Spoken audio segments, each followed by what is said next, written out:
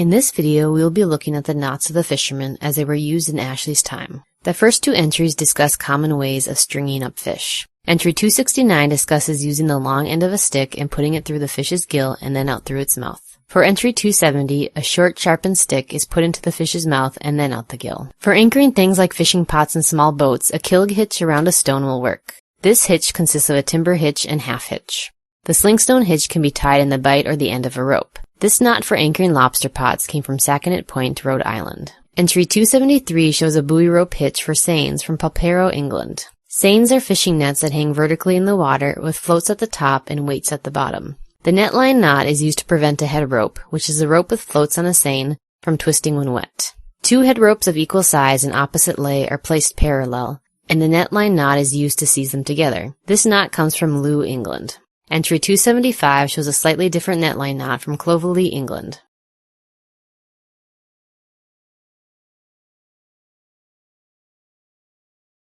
The gauging knot is used on a codfish trawl, which consists of a line with gaugings attached to it. The gaugings are made by cutting equal lengths of line and tying a gauging knot in each length. A fish hook is added to the lengths after the gauging knot is tied. The gaugings are tied to the trawl with a ground line hitch.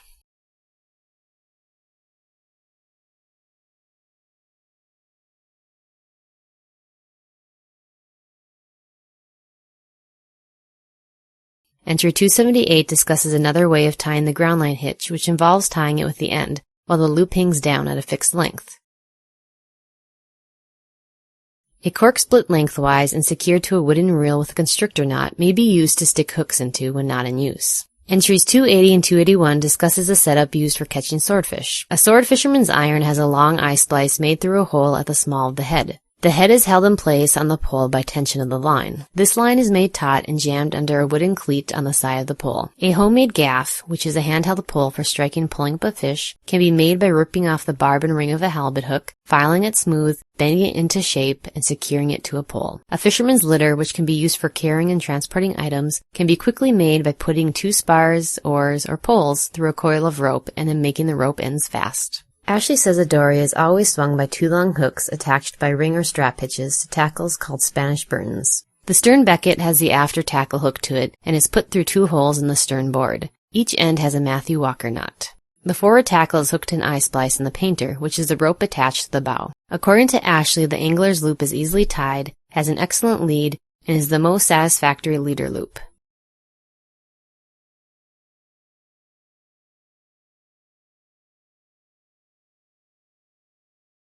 A leader is a piece of line that is attached between the end of the main line and the hook or lure. The Bowline Knot is also used as a leader loop, but is not quite secure in line made of gut.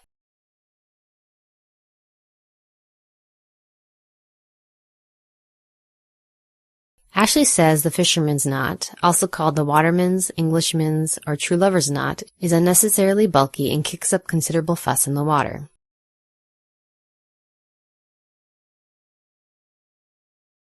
Entry 289 shows an eye for a braided fish line. The loop knot, according to Ashley, is simple, secure, and strong, but doesn't have a good lead like some of the other knots.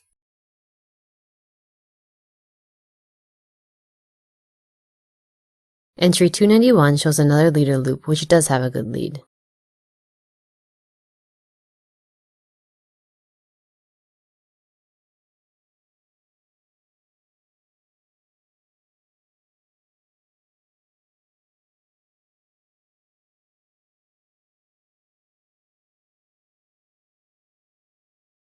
The gut knot is tied in the doubled end of a snell, which is a short line by which a fish hook is attached to a longer line.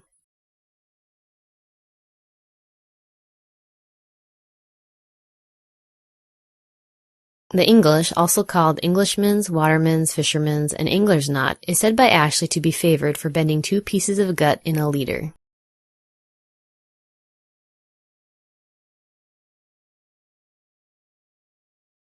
The Grapevine knot or double English knot is shown in entry 294 using braided or twisted fish line. If done well, this knot can easily run through the guides of a rod. The barrel knot is compact and doesn't untie or slip. Ashley says that there is no better knot for making up a leader.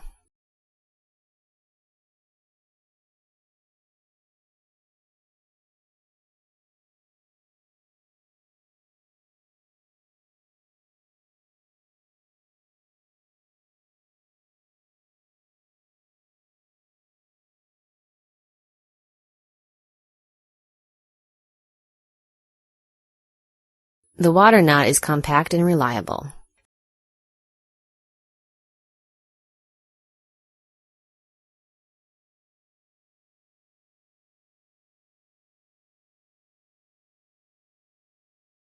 The Becket hitch is used to secure a reel line to the leader loop, and an overhand knot may be tied in the end for extra security. Entry 298 shows a slipped Becket hitch.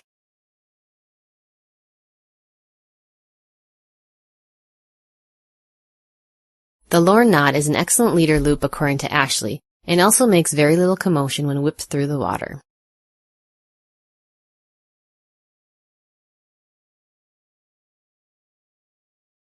Entries 300 and 301 are alternative methods for securing a reel line to the leader loop.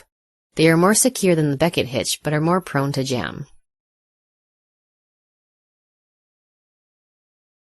Entries 302 and 303 discuss swivel hitches. Swivel hitches are used in lines having spinners or any other type of tackle that tends to rotate. Without a swivel, the rotation would create a twist and eventually form a kink that could break the line. A cast, also called a whip, includes a leader, snell, dropper, and flies. The strap hitch more quickly attaches and detaches a cast compared to any other knot, but it makes quite a disturbance when drawn through the water. The Turle, Major Turle's knot, or Turle knot, is a dependable knot for securing gut to an eye hook. One downside to it, though, is that it tends to ruffle a fly when it is attached.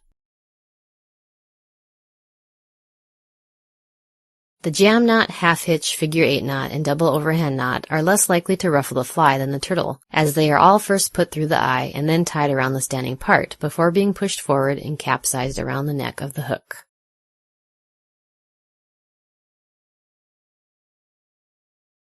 The tag knot or ring hitch is used for securing the gut knot, which was mentioned in entry 292.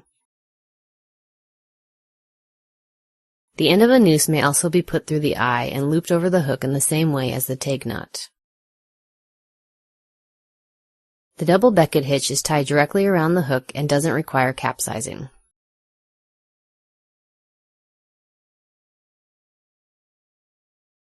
The salmon knot is neat and compact. The next knots discussed are tied on flatted hooks, or tad hooks. The flatted end is called the tad. A clove hitch is a common way to secure a line to a flatted hook. Entry 315 shows an old and established way of securing to both flatted hooks and eye hooks.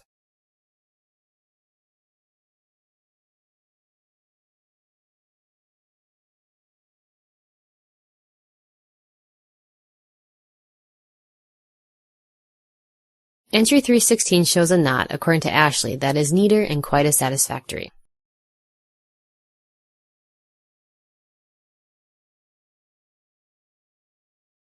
Entry 317 shows a more refined knot than the previous two. It involves waxing and middling a piece of line, laying up a snell or gauging by twisting the two ends together, and finally adding a single hitch. Ashley says entry 318 is an old favorite of handline fishermen.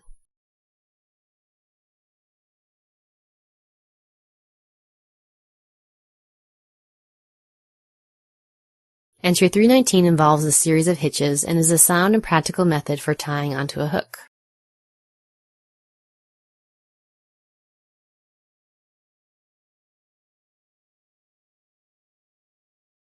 For the hook hitch described in entry 320, the end of the tad is cut off square or diagonally instead of it being rounded. The line with an overhand knot in the end is single hitched below the tad and laid along the shank. A short piece of cord is half knotted around the hook and line and then served in either direction.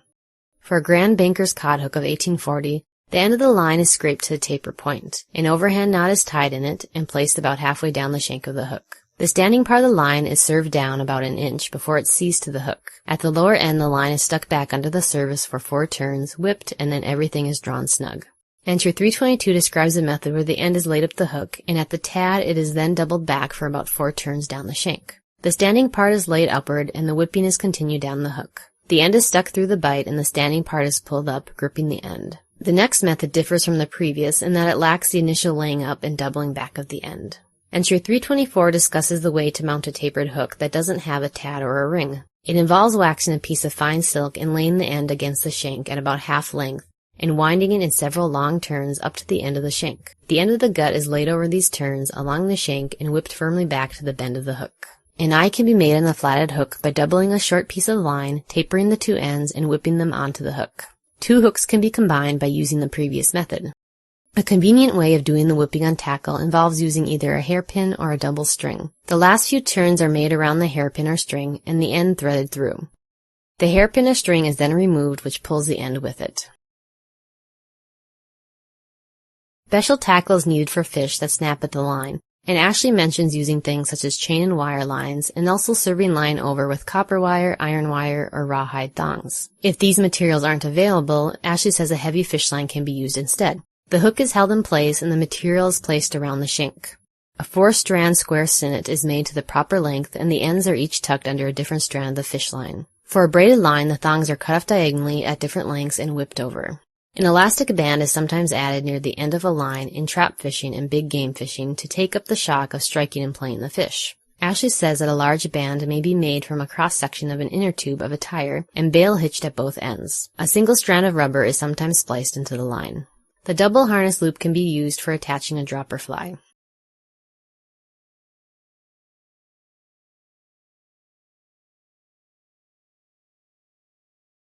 The knot in 330 is described as being easy to draw up, and is both strong and secure.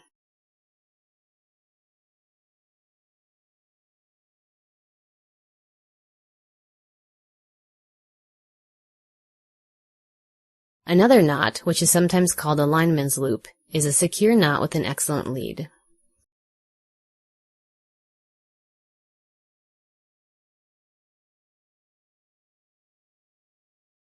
A bowline may be put in a dropper fly snell and attached to one of the 3 previously mentioned leader loops. A snell loop may be secured to a leader by sticking one end of the snell through the leader loop and then bringing the hook through its own loop, forming a ring hitch. The Becket hitch is easy to tie and untie, and an overhand knot is sometimes added to the end of the snell for added security. Entry 335 shows how to tie a knot by tying a noose in the leader bight, inserting the dropper gut, and pulling on the leader to tighten. A dropper fly or snell hitch has the same formation as a sheep bend but is tied differently.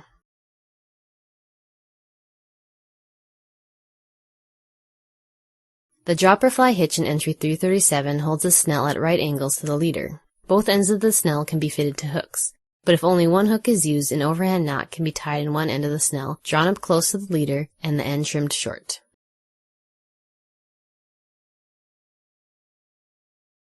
Entry 338 is another dropper fly hitch. Ashley says this is a very popular method to use for attaching a dropper fly snell to a leader. The double overhand knot is used as a stopper knot on a leader to prevent a dropper hitch from slipping. Entry 340 is a knot for attaching a snell to the leader.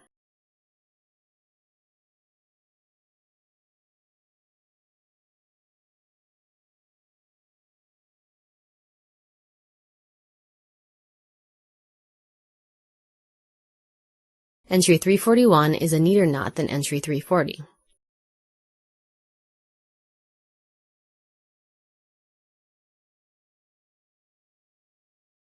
For entry 342, the half knot in the leader holds the dropper at a desirable angle, with the fly pointing toward the reel.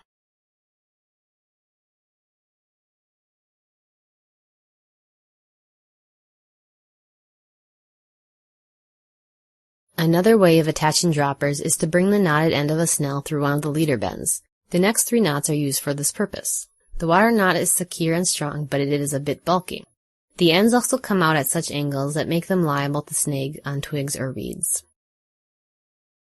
The Englishman's knot is usually the bend recommended, but is apt to loosen around the snell and liable to snag. The barrel knot is the most secure of the 3, and the ends have a better lead.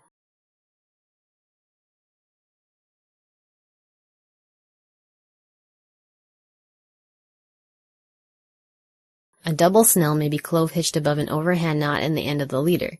Ashley notes that this is a practice used for saltwater fishing. A ring hitch is used to secure a float or bob to the line. Beckets are added to codfish sinkers at either end to which the line is made fast. A leather bridle or strap which is attached to a line may be present on a bottom sinker. A line may be tied directly to a lead plummet. Ashley says that a swivel-shaped lead is excellent for hand line and rod fishing. Entry 352 illustrates a small surface trawl. A ground trawl is made in a similar way with sling stones between every 3 or 4 hooks. Entry 354 discusses a small fish line splice and a braided line. The ends are first unraveled and the threads divided into 3 equal parts. Each group is scraped to a point and waxed. The ends are put so the tips overlap the unraveled part slightly. A constrictor knot is tied around the center of the splice with a fine silk thread. The right half of the splice is gripped in a vise and twisted. The end is then served over. These last 2 steps are repeated with the other end of the splice. A constrictor knot is more secure than a clove hitch or ring hitch for securing double gaugings with 2 hooks. Entry 356 describes a characteristic trap for fishing through the ice. It has a flat extensible spring at the top with a flag. When a fish is caught, the flag releases and stands up. This completes all the entries listed under the Fisherman. In the next video, we will finish off the remaining entries for the letter F and continue into the G's.